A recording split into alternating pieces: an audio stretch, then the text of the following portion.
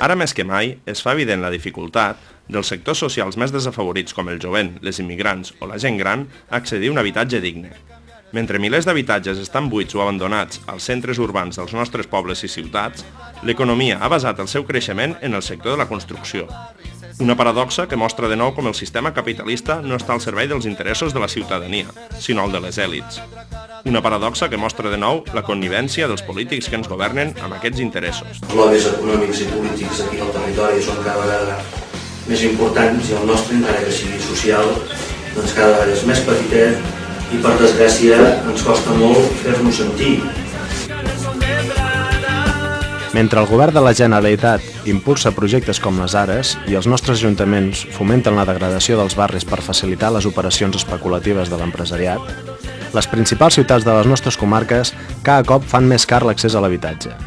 En les poblacions petites, són les empreses immobiliàries de les grans ciutats qui s'encarreguen, amb l'ajut corresponent dels respectius consistoris, de la construcció d'adosats i segones residències de luxe als afores dels pobles, o en espais d'interès natural i paisatgístics a primera línia de mar, com és el cas de Montanyans, la Torredembarra, o en zones muntanyoses de les comarques interiors com el Priorat o la Conca.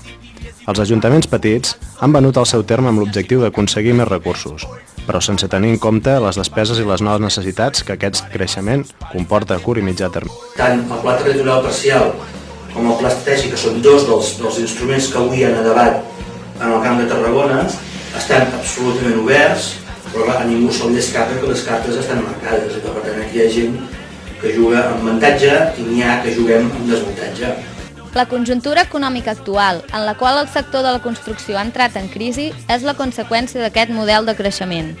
El problema de l'accés a l'habitatge continua vigent, i més ara, quan moltes persones treballadores són acomiadades. Alhora, l'especulació immobiliària ha provocat que el nombre d'habitatges buits no hagi deixat d'augmentar. Es fa evident, doncs, la necessitat d'adoptar una política de foment del lloguer, de rehabilitació dels immobles que han caigut a mans de l'especulació, de la reordinació de les polítiques urbanístiques locals. I això només serà possible amb la mobilització de la ciutadania per intervenir en aquestes polítiques. Com vam dir amb la manifestació del 1 de maig a Tarragona, exigim les cases que hem construït. No volem pagar la vostra crisi. Reivindicar el derecho a disfrutar de la vida aprovechándose precisamente de los avances científico-técnicos que tienen que ser precisamente para trabajar menos tiempo, distribuir el esfuerzo entre todos, esa aportación social que tiene que ser entre todos y no introducirnos en esa dinámica tan brutalmente contradictoria y aberrante como es que en estos momentos estén hablando incluso con toda la caradura de que si estamos trabajando hasta los 70 años vamos a tener un 15% más.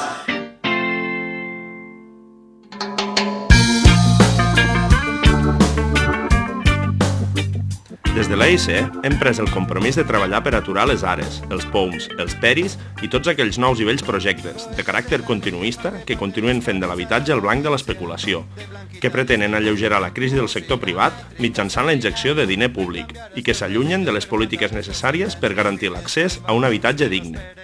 Denunciant els habitatges buits, ocupant immobles, presentant al·legacions als plans urbanístics, actuant als plens. Traslladem aquest debat al carrer i posem en evidència que la mobilització és l'única forma de canviar aquestes dinàmiques que tantes dècades portem arrossegant. Desde la bunda l'espurna, l'altra cara de la lluna. Perquè nosaltres, dintre de tot aquest sistema, dintre de tot aquest plantejament, no entrarem a participar de les misèries electorals, de les misèries consistorials, de les misèries institucionals i en definitiva ens mantindrem com el que som, poble, senzillament, i que no posarem plaques solars al seu sistema podrit i nuclear, que en definitiva aquesta no és la nostra feina i que ells ja s'ho faran, nosaltres farem la nostra. Spray i les parets de colors, qui observa els Mossos bon observador.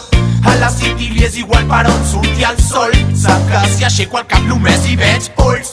El barri somriu perquè no estem sols, farem els seus pals, exemples són molts. Però cadascú amb el seu entorn, xarxa d'afinitats dinamitant els ciments del món. Joventut i experiència, referents potents des de Sant fins a València.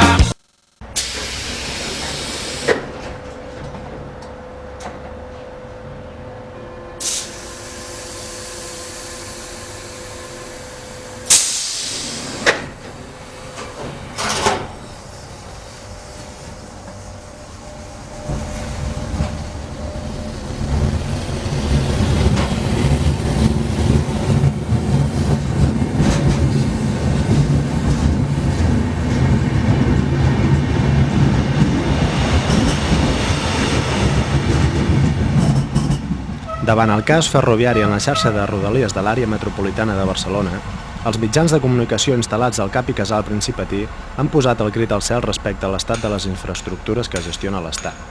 Titulars en els butlletins informatius, portades de diaris, reportatges en revistes, notícies d'obertura als telenotícies. Tot l'engranatge mediàtic ha qüestionat la gestió del sistema ferroviari. Però quina és la nostra realitat? Ai! De bo no res, de mal cabassos, de feina plens, de béns escassos. Ai!